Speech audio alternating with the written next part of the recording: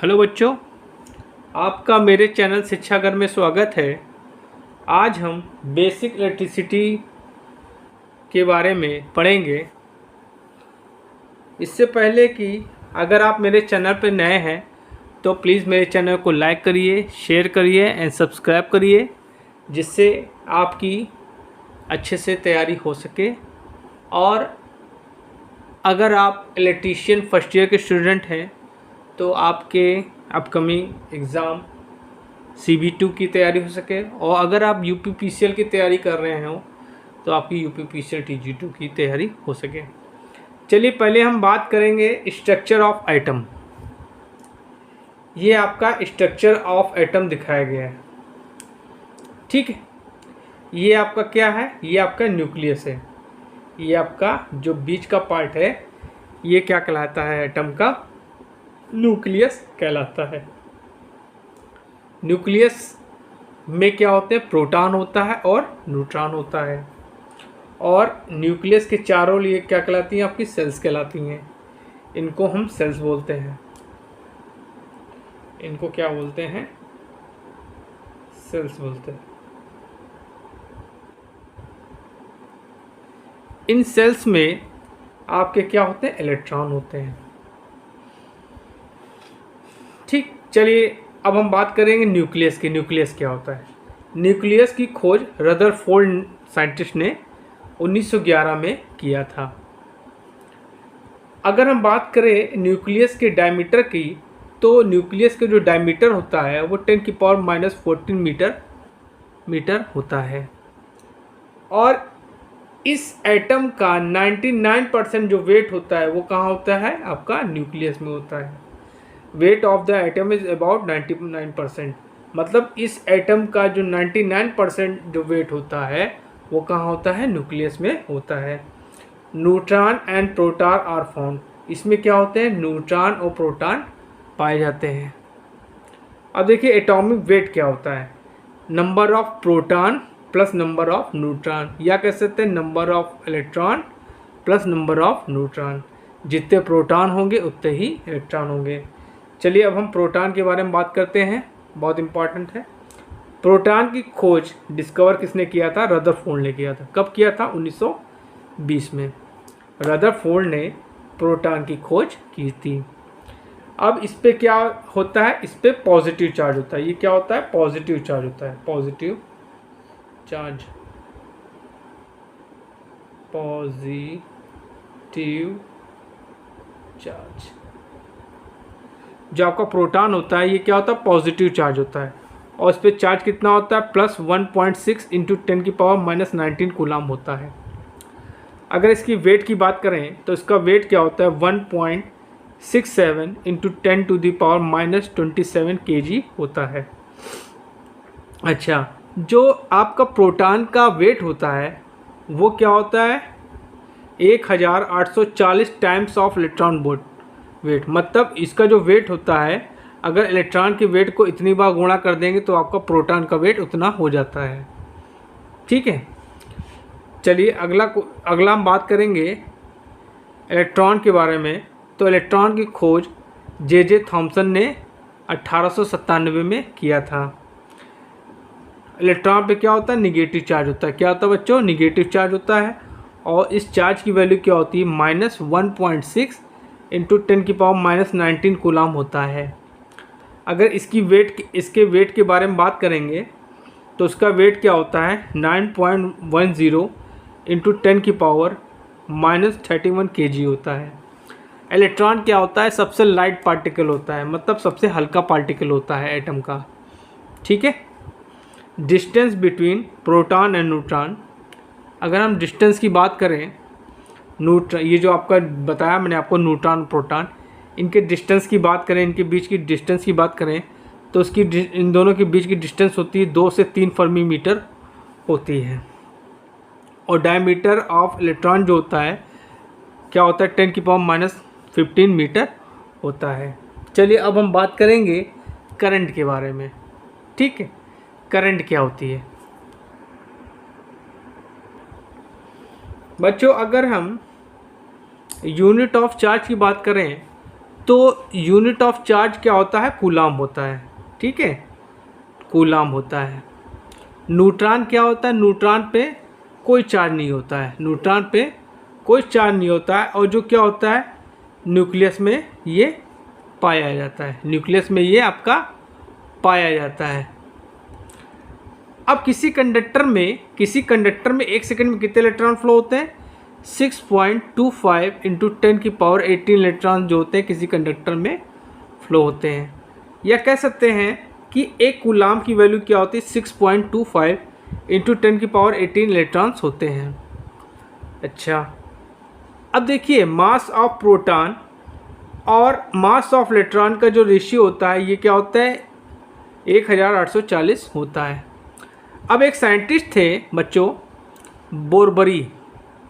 बोरबरी एक साइंटिस्ट थे, उन्होंने बताया कि जो आपकी आइटम्स की सेल्स होती हैं जिसमें इलेक्ट्रॉन्स होते हैं उनको 4 पार्ट्स में हम डिवाइड कर सकते हैं। पहली सेल आपकी क्या कहलाती है, के कहलाती है, दूसरी सेल आपकी एल कहलाती है, तीसरी आपकी एम और चौथी एन कहलाती है।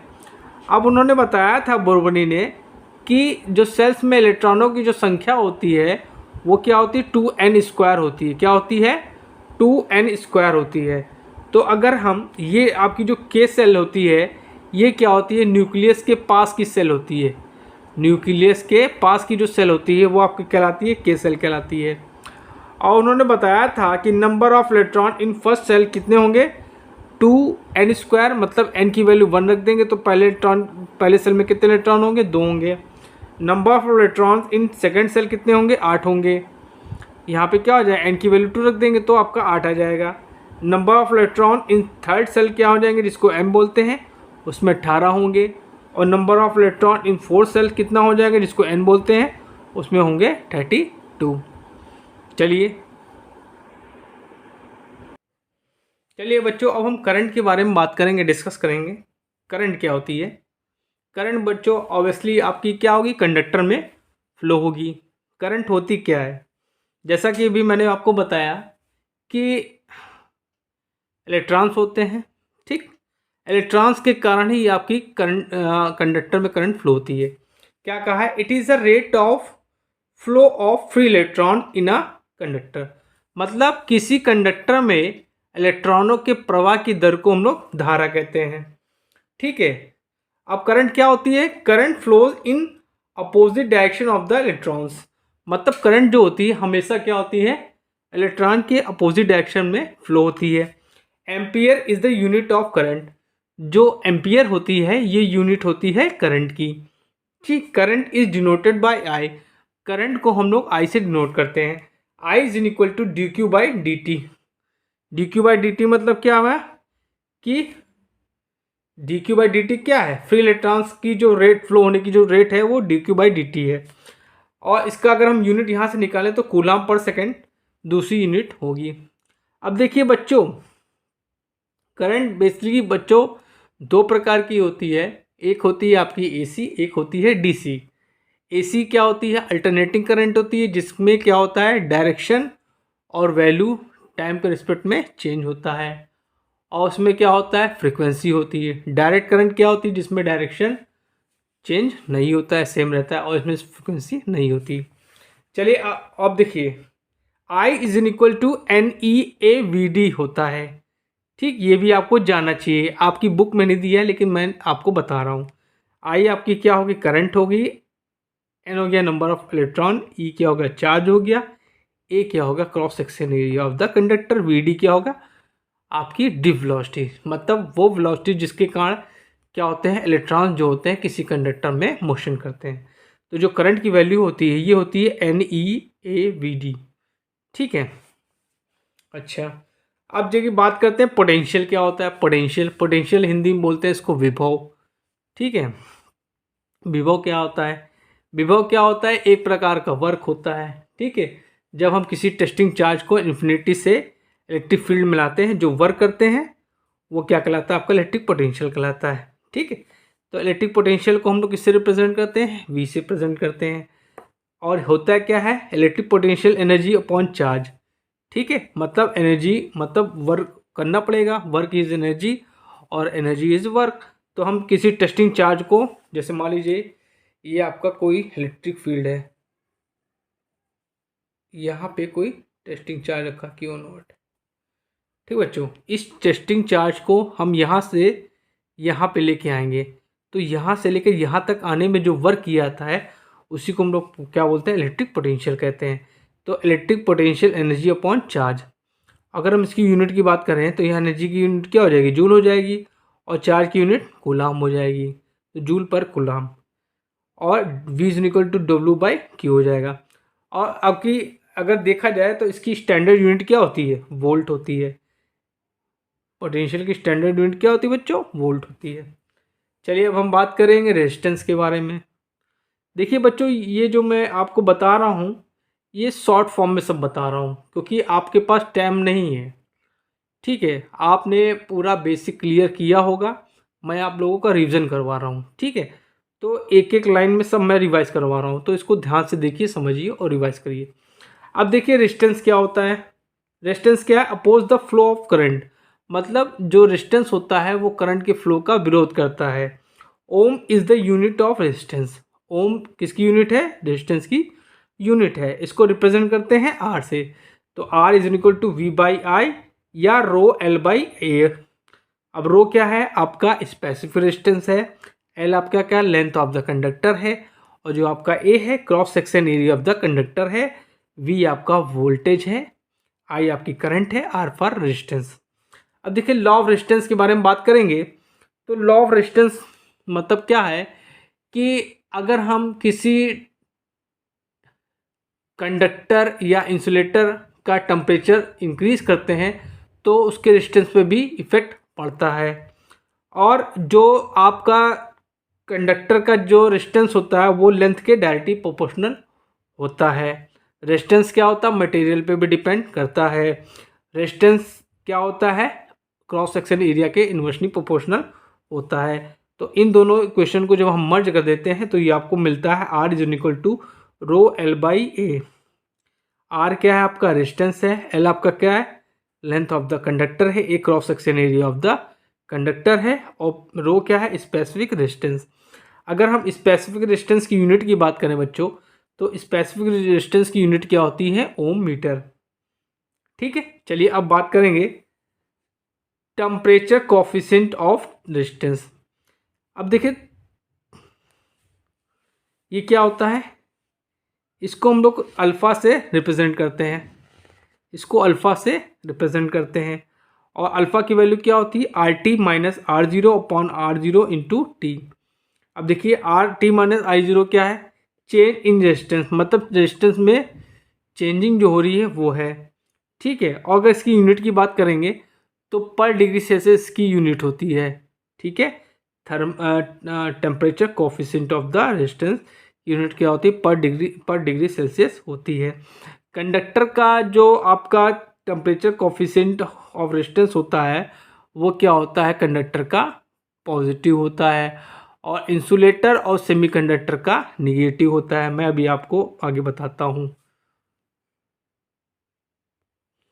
चलिए कंडक्टेंस के बारे में बात करते हैं। कंडक्टेंस को हिंदी में बोलते हैं चालकता, और इसको रिप्रेजेंट करते हैं। देखिए कंडक्टेंस क्या होता है, रेजिस्टेंस का रेसिप्रोकल होता है, मतलब रेजिस्टेंस का उल्टा होता है। इसको डिनोट करते हैं हम कैपिटल जी से। Conductance is equal to 1 by resistance, मतलब G is equal to 1/R। इसको लिख सकते हैं जी इज इक्वल टू 1/R। अब आते हैं कंडक्टिविटी पे। देखिए कंडक्टिविटी क्या है, ये आपकी स्पेसिफिक रेजिस्टेंस की रेसिप्रोकल है। इसको हम लोग सिग्मा से रिप्रेजेंट करते हैं। It is reciprocal of the, resistivity होना चाहिए, यहाँ पे कंडक्टिविटी मैंने लिख दिया भूल से, यहाँ पे रेजिस्टिविटी होनी चाहिए, यहाँ पे रेजिस्टिविटी होगा। ठीक, तो सिग्मा इज इक्वल टू 1/रो। अगर हम इसकी यूनिट की बात करें बच्चों, तो यूनिट की बात करें तो इसकी यूनिट होती है महो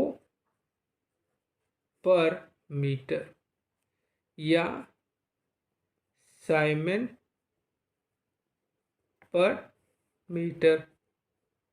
और अगर हम कंडक्टेंस की यूनिट की बात करें तो इसकी यूनिट होती है साइमन और मोहो, इसकी 2 यूनिट होती है। चलिए अब आते हैं ओम्स लॉ पे। देखिए ओम्स लॉ जो होता है वो बेसिकली क्या होता है, रेजिस्टेंस, वोल्टेज और करंट के रिलेशन को बताता है। Ohms law is applicable for passive elements.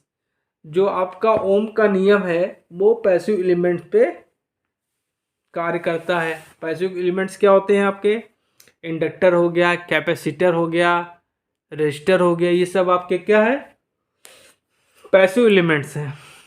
ठीक है। Ohms law is applicable for both AC and DC, मतलब ये एसी और डीसी सर्किट दोनों पे काम करता है। और Ohm's law curve is like a straight line. Ohm's law का जो क्या बोलते हैं कर्व होता है वो क्या होता है, स्ट्रेट लाइन होता है। Ohm's law does not follow in active elements. ये एक्टिव एलिमेंट जो होते हैं ओम्स लॉ को फॉलो नहीं करते हैं। एक्टिव एलिमेंट्स क्या होंगे आपके, जैसे आपका डायोड हो गया और आपका रेक्टिफायर हो गया, ये सब जो है आपके ओम्स के लॉ को फॉलो नहीं करते हैं। ठीक। Ohm's law is equal to V by I is equal to R होता है। और अगर हम इसको कंडक्टेंस के फॉर्म में निकालें तो ये होता है आपका I is equal to G V. ठीक है। अब देखिए इलेक्ट्रिक पावर के बारे में बात करेंगे तो इलेक्ट्रिक पावर तो आप लोग जानते हैं, इसके फॉर्मूले क्या होते हैं, P is equal to I V is equal to V square by R और आई स्क्वायर आर। अगर हम इसकी यूनिट की बात करें तो बच्चों इसकी यूनिट होती है वाट। क्या होती है, वाट होती है। और अगर हम एनर्जी की बात करें तो H is equal to I square R T होता है, V square by R T होता है, आई स्क्वायर आर टी होता है और वी आई टी भी होता है। और अगर इसकी यूनिट की बात करें तो आपकी जूल होती है। ठीक बच्चों, चलिए अगला टॉपिक डिस्कस करते हैं। अगला टॉपिक है जूल्स लॉ, जूल का नियम। देखिए किसी भी वायर को जब इलेक्ट्रिसिटी दी जाती है तो वो क्या होता है, वो गर्म हो जाता है। ठीक। तो उसमें क्या होती है, हीटिंग जनरेट होती है, उसमें ऊर्जा उत्पन्न होती है। तो उसमें ऊर्जा जो होती है वो क्या होती है, उस कंडक्टर में जो करंट फ्लो हो रही है उसके स्क्वायर के डायरेक्टली प्रोपोर्शनल होती है, उसके रेजिस्टेंस के डायरेक्टली प्रोपोर्शनल होती है और इसके टी के डायरेक्टली प्रोपोर्शनल होती है टाइम के। तो H is equal to I square R T होता है और जो ये इक्वेशन होता है H is equal to 0.24 I square R T, ये आपका जूल्स लॉ कहलाता है। अब हम बात करेंगे कंडक्टर की। तो conductor has a positive thermal coefficient of resistance. Conductor में क्या होता है, पॉजिटिव थर्मल कोफिशिएंट होता है। और कंडक्टर जितनी भी मेटल्स हैं, all metals are conductor, all metals are conductor. और इसमें जो कंडक्टर होते हैं, जो आपका अच्छा कंडक्टर होता है उसमें इलेक्ट्रॉन्स की संख्या 10 की पावर 22 तक होती है। ठीक है। और क्या होता है, कंडक्टर में एनर्जी गैप नहीं होता है। कंडक्शन बैंड और वैलेंस बैंड एक दूसरे पे ओवरलैपिंग होते हैं, ये भी क्वेश्चन पूछा जाता है, आपको पता होना चाहिए। सबसे अच्छा कंडक्टर आपका सिल्वर है, उसके बाद कॉपर है, उसके बाद आपका गोल्ड है, उसके बाद एल्युमिनियम, उसके बाद आयरन है। सिल्वर का कंडक्टेंस होता है 96%, कॉपर का होता है 90%, एल्युमिनियम का होता है 60%। सिल्वर महंगी धातु है इसलिए ज़्यादातर हम लोग कॉपर का यूज़ करते हैं। अब चलिए बात करेंगे सेमीकंडक्टर की। सेमीकंडक्टर में इलेक्ट्रॉन्स की संख्या अधिकतम, अच्छा जो सेमीकंडक्टर होता है उसमें इलेक्ट्रॉनों की संख्या 10 की पावर 18 तक होती है। और जर्मेनियम और सिलिकॉन इसके एग्जाम्पल हैं। ठीक है। अब देखिए सेमीकंडक्टर्स जो होते हैं ओम्स लॉ को फॉलो नहीं करते हैं। Semiconductor have a 1 electron volt energy gap. मतलब क्या होता है, इनके कंडक्शन बैंड और वैलेंस बैंड के बीच में जो गैप है वो क्या होता है, 1 इलेक्ट्रॉन वोल्ट होता है। मतलब एनर्जी गैप कम होता है। Semiconductor have a negative thermal coefficient of resistance. Semiconductor का जो थर्मल कोफिशिएंट होता है वो क्या होता है, निगेटिव होता है। नॉर्मल कंडीशन में बच्चों ये क्या होता है, इंसुलेटर की तरह कार्य करते हैं। इनको कंडक्टर बनाने के लिए हम लोग टेम्परेचर देते हैं या डोपिंग करते हैं।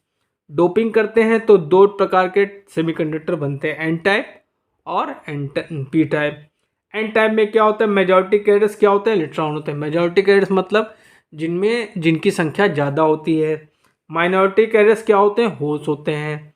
एन टाइप सेमीकंडक्टर क्या होते हैं, पेंटावैलेंट मटेरियल मिला के बनाए जाते हैं। जब सेमीकंडक्टर में पेंटावैलेंट बनाते हैं तो क्या होते हैं, ये एन टाइप बनते हैं।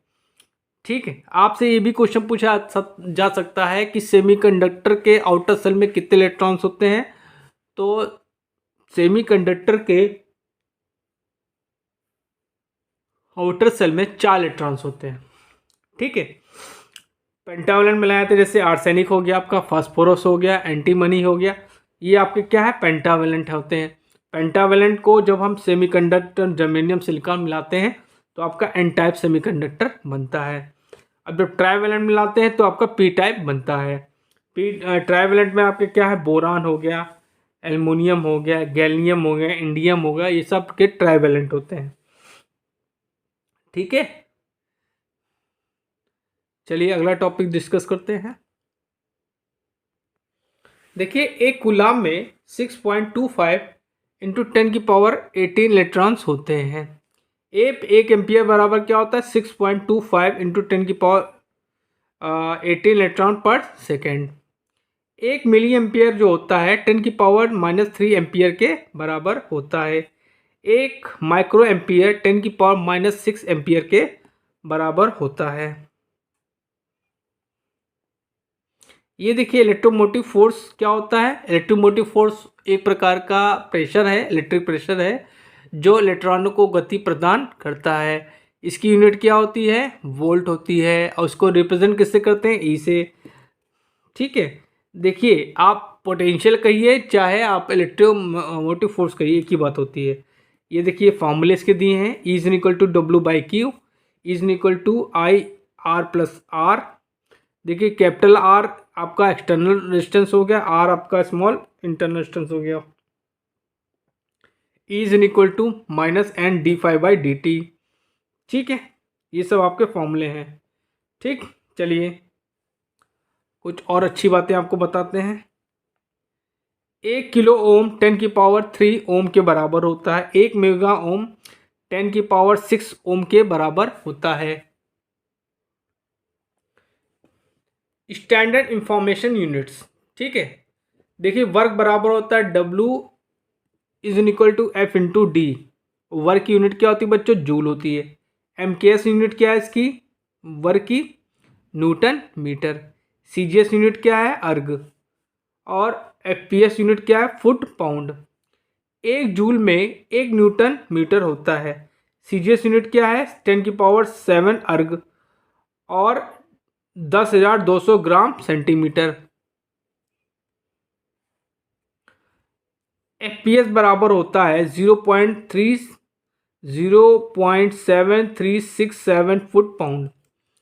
1 किलोमीटर में 9.81 न्यूटन मीटर होते हैं, या 7.233 फुट पाउंड होते हैं। 1 ग्राम सेंटीमीटर में 981 डाइन सेंटीमीटर होता है। चलिए अब पावर की बात करें तो पावर की CGS में यूनिट क्या है, वाट है। और ये किसके बराबर होता है, 10⁻7 अर्ग पर सेकंड के बराबर होता है। और 10,200 ग्राम सेंटीमीटर पर सेकंड के बराबर होता है। ठीक, चलिए अगला क्वेश्चन, अगला टॉपिक बताते हैं आपको। देखिए एक HP बराबर 33,000 फुट पाउंड पर मिनट होता है। एक HP में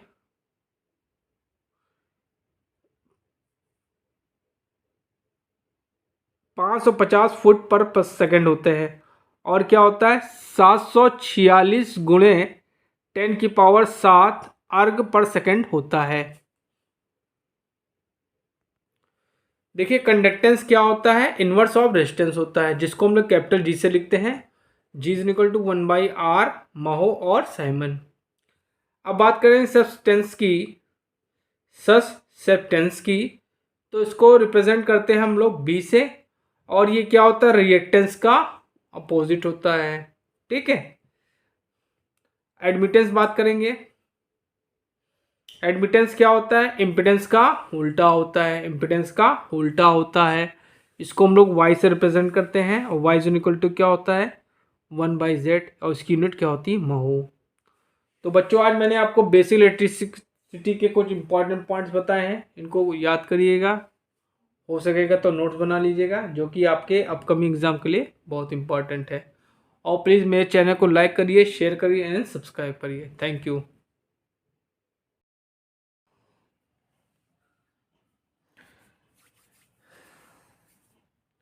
चलिए बच्चों, आज हम बेसिक इलेक्ट्रिसिटी का पार्ट नंबर 2 डिस्कस करने जा रहे हैं। अगर आप मेरे चैनल पर नए हैं तो प्लीज़ मेरे चैनल को लाइक करिए, शेयर करिए एंड सब्सक्राइब करिए। जैसा कि मैं आपको बता चुका था रेजिस्टेंस क्या होता है, आज हम बात करेंगे कनेक्शन ऑफ रेजिस्टेंस। ठीक है। तो रेजिस्टेंस के कनेक्शन बेटा दो होते हैं, एक होता है सीरीज कनेक्शन, एक होता है पैरेलल कनेक्शन। ठीक है। सीरीज कनेक्शन क्या होता है, सीरीज कनेक्शन में क्या होता है, रेजिस्टेंस जो होते हैं सीरीज में जुड़े होते हैं। रेजिस्टेंस जो होते हैं बच्चों सीरीज में जुड़े होते हैं। वो किस प्रकार जुड़े होते हैं, ये सीरीज में कुछ इस प्रकार जुड़े होते हैं। ये पहला रेजिस्टेंस हो गया, ये दूसरा रेजिस्टेंस हो गया, ये आपका तीसरा रेजिस्टेंस हो गया। ठीक है। ये आपका R1 हो गया, ये आपका R2 हो गया, ये आपका R3 हो गया। अब इनका अगर हम टोटल रेजिस्टेंस निकालेंगे, ठीक है, तो जो टोटल रेजिस्टेंस होगा उसको हम बोल देते हैं कैपिटल R। तो टोटल रेजिस्टेंस क्या होगा, R1 plus R2 plus R3। अब पैरेलल कनेक्शन की बात करें तो पैरेलल कनेक्शन अगर तीन रेजिस्टेंस पैरेलल में जुड़े हों तो उनका टोटल रेजिस्टेंस का फॉर्मूला होगा 1/R is equal to 1/R1 plus 1/R2 plus 1/R3। जैसे मान लीजिए ये तीन रेजिस्टेंस है आपके, ये पहला रेजिस्टेंस हो गया,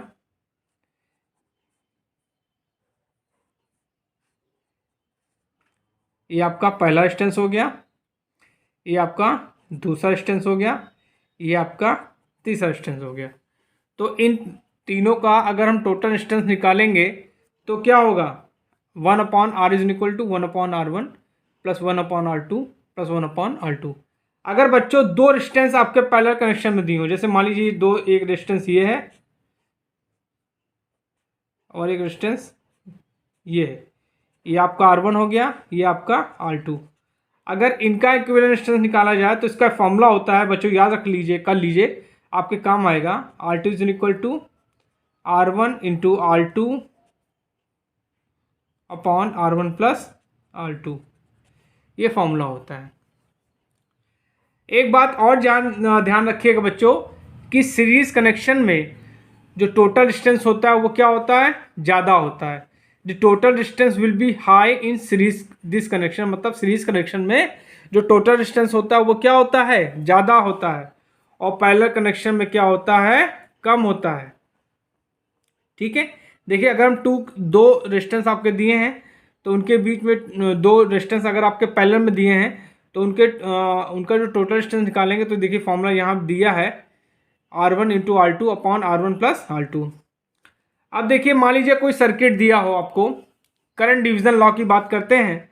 अगर आपको करंट डिवीजन लॉ पता है तो आप आसानी से करंट पैरेलल सर्किट में निकाल सकते हैं।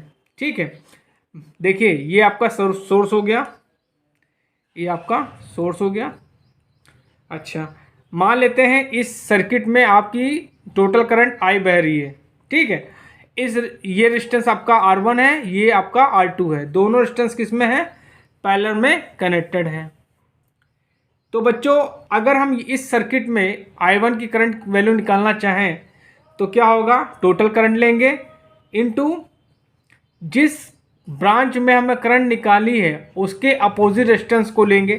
तो यहाँ पे देखिए I1 करंट फ्लो हो रही है और इस ब्रांच का रेजिस्टेंस क्या है आपका R1 है, तो इसका अपोजिट क्या है आपका R2 है, तो यहाँ लेंगे R2 अपॉन, अब इन दोनों रेजिस्टेंस को ऐड करके लिख देंगे तो हो जाएगा R1 प्लस R2। इसको सॉल्व करेंगे तो इसमें I1 की करंट की वैल्यू निकल आएगी। इसी तरह बच्चों अगर हम I2 की वैल्यू निकालना चाहें तो क्या हो जाएगा, टोटल करंट ले लेंगे। अब इस ब्रांच में जो इस ब्रांच का अपोजिट जो रेजिस्टेंस होगा उसको लेंगे, तो हमको इस ब्रांच में करंट निकालनी है, इस ब्रांच का अपोजिट रेजिस्टेंस क्या है, R1 है, तो R1 ले लेंगे। फिर क्या करेंगे, दोनों रेजिस्टेंस को जोड़ करके लिख देंगे, इन दोनों को सॉल्व करेंगे तो इस तरह हम करंट की वैल्यू निकाल सकते हैं। जैसे आपका करंट डिवीज़न लॉ होता है बच्चों, वैसे ही आपका वोल्टेज डिवीज़न लॉ होता है। वोल्टेज डिवीज़न लॉ जो होता है आपका सीरीज कनेक्शन में लगता है। जैसा कि मैंने आपको बताया था, जैसा कि मैंने आप लोगों को बच्चों बताया था लेक्चर में कि सीरीज कनेक्शन में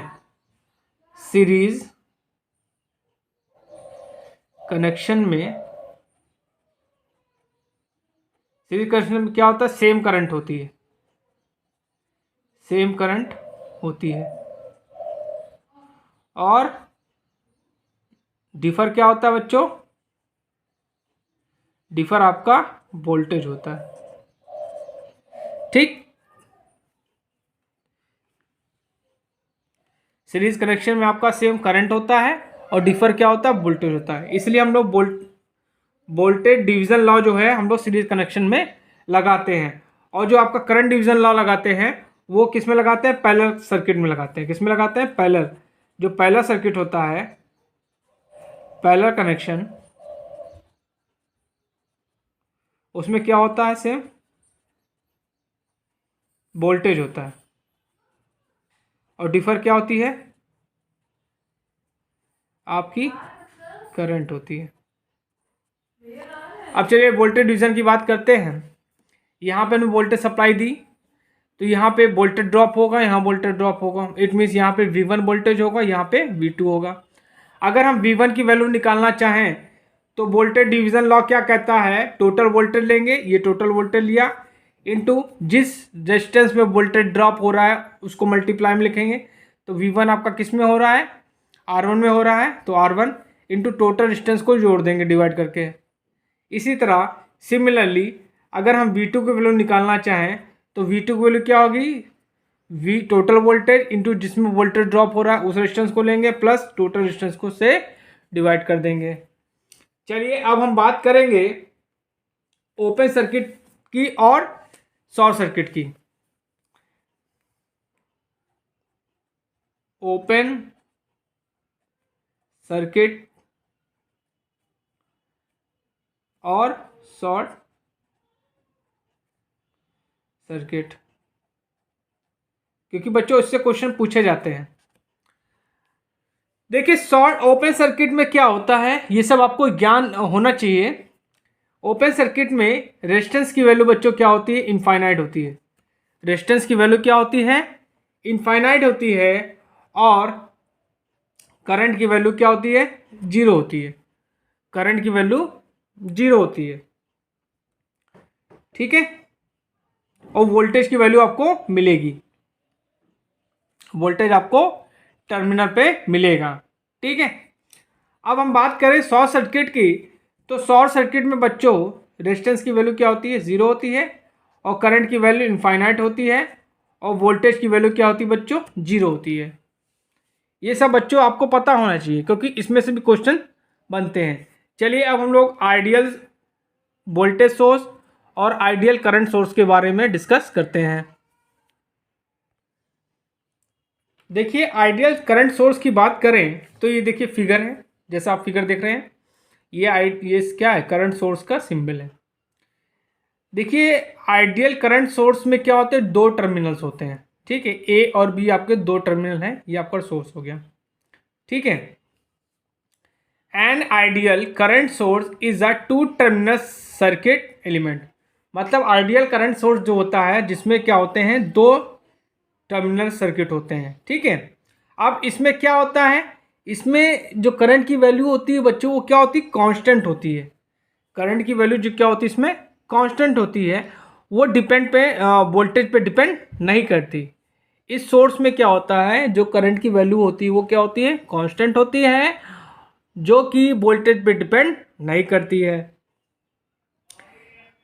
इसमें इंटरनल रेजिस्टेंस जो होता है इनफाइनाइट होता है। अगर आइडियल की कंडीशन देखा जाए तो इसमें इंटरनल रेजिस्टेंस क्या होता है, इनफाइनाइट होता है। लेकिन अगर हम लोग प्रैक्टिकली देखें तो इसमें रेजिस्टेंस की वैल्यू क्या होती है, हाई होती है। इसमें रेजिस्टेंस की वैल्यू क्या होती है, इंटरनल रेजिस्टेंस की हाई होती है। इस आइडियल करंट सोर्स में जो आपका इंटरनल रेजिस्टेंस है उसको पैरेलल में कनेक्ट होना चाहिए।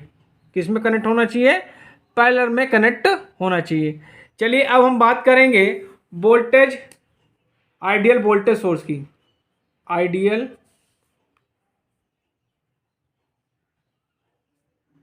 वोल्टेज सोर्स की। देखिए आइडियल वोल्टेज सोर्स क्या होता है, चलिए इसको इसमें भी ये क्या कहेंगे, यहाँ पे हमने सप्लाई दे दी, ये पी पॉजिटिव ये निगेटिव, ए ये आपका ए हो गया टर्मिनल, ये आपका बी। तो क्या कहेंगे, an ideal voltage source is a two element two terminal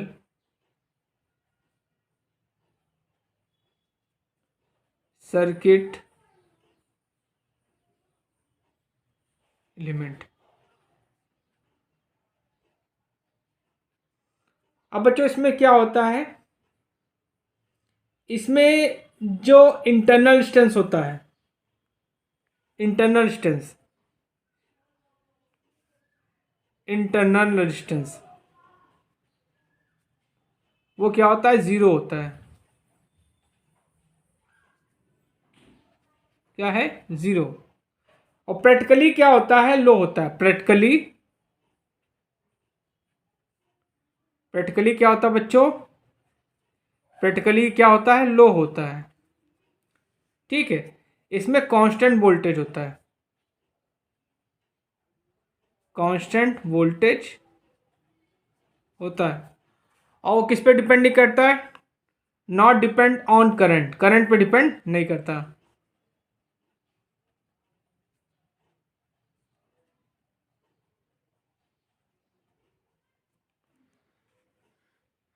चलिए अब हम बात करेंगे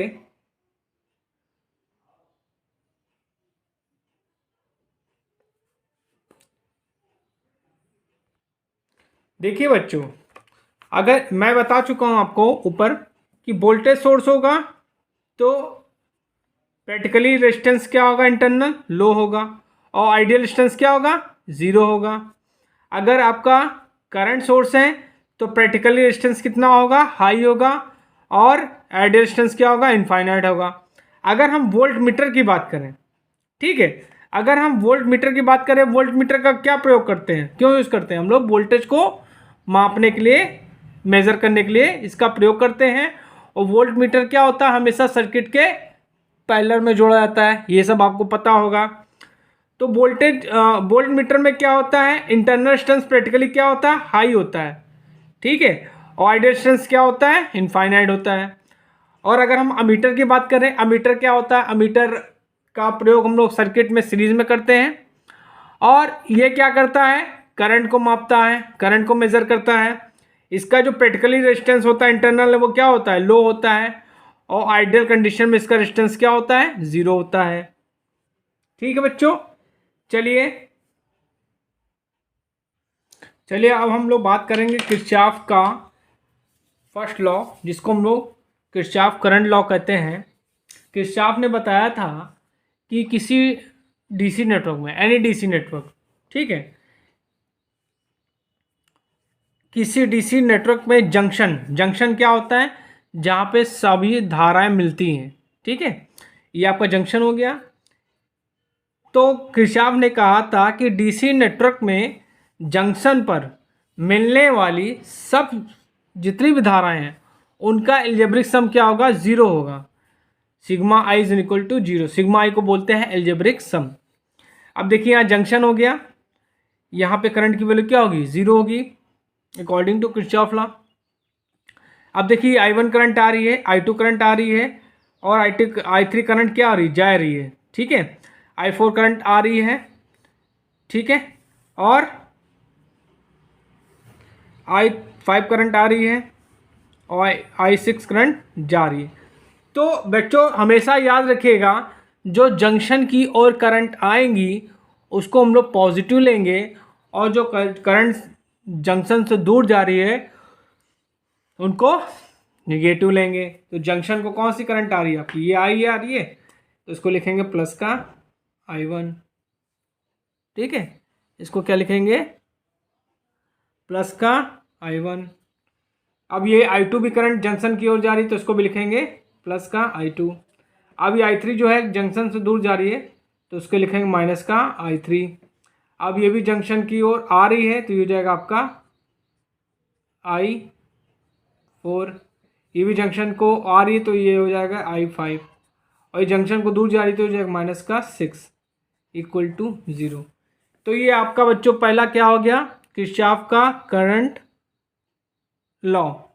इसको हम लोग शॉर्ट फॉर्म बोलते हैं KCL, KCL। अब एक क्वेश्चन ये भी पूछा जाता है बच्चों कि किरचॉफ का जो नियम है वो किस नियम पर आधारित है, तो ये आवेश संरक्षण पर आधारित है, आवेश संरक्षण, आवेश संरक्षण पर आधारित है। ये भी क्वेश्चन आपसे पूछा जाता है। चलिए अब किरचॉफ का सेकंड लॉ देखते हैं। चलिए सेकंड लॉ देखते हैं। सेकंड लॉ कहता है the algebraic sum of the product of current and resistance plus the algebraic sum of EMF in any close circuit is equal to 0। मतलब कोई भी क्लोज सर्किट है उसमें जो वोल्टेज ड्रॉप होगा उसका सम, और उसमें जितने भी वोल्टेज सोर्स लगे होंगे, EMF सोर्स लगे होंगे, उनका एल्जेब्रिक सम क्या होता है, वो क्या होता है, 0 के बराबर होता है। अच्छा, जो आपका किरचॉफ का वोल्टेज लॉ है ये ऊर्जा संरक्षण पे आधारित है। किस पे, ऊर्जा संरक्षण पे आधारित है, ऊर्जा संरक्षण पे आधारित है। अच्छा, अब देखिए यहाँ पे दो EMF है, एक E1 है एक E2 है, और मान लेते हैं इसमें करंट क्या फ्लो हो रही है, I करंट फ्लो हो रही है। तो हम इन दोनों का एल्जेब्रिक सम प्लस जितना वोल्टेज ड्रॉप होगा सर्किट का उसका एल्जेब्रिक सम क्या होगा, 0 होगा। चलिए इसको करते हैं। देखिए करंट यहाँ फ्लो हुई, तो यहाँ पे वोल्टेज ड्रॉप होगा, तो क्या हो जाएगा, IR4 हो जाएगा। एक बात और ध्यान रखिएगा जो मैं बताने जा रहा हूँ, बहुत इंपॉर्टेंट आप लोगों के लिए। देखिए जो करंट फ्लो हो रही है तो जिस डायरेक्शन से इंटर करेगी उसी डायरेक्शन का आपको साइन लेना। देखिए ये ऐसे करंट फ्लो हो रही है, क्लॉकवाइज मैंने मानी है, ठीक। तो करंट जब यूँ जा रही है तो ये माइनस इंटर कर रही है, किसे इंटर कर रही, माइनस, तो ये हो जाएगा माइनस का E1। और वोल्टेज ड्रॉप जितने भी ये सब आप प्लस लेंगे, तो यहाँ पे क्या हो जाएगा, IR1, IR2, IR3। और यहाँ पे देखिए करंट आएगी तो किससे इंटर करेगी, प्लस से, तो लिख लेंगे आपका V2 इक्वल टू 0, ठीक है। इसको यह कह सकते हैं sigma IR plus sigma E is in equal to 0। This is a Kirchhoff second law. तो बच्चों आज मैंने आपको बेसिक इलेक्ट्रिसिटी का लेक्चर नंबर 2 पढ़ाया है। इस लेक्चर को बड़े ध्यान से देखिएगा, समझिएगा और आपके होने वाले एग्ज़ाम में ये आपके काम आएगा। और अगर आप मेरे चैनल पर नए हैं तो प्लीज़ मेरे चैनल को लाइक करिए, शेयर करिए एंड सब्सक्राइब करिए। Thank you.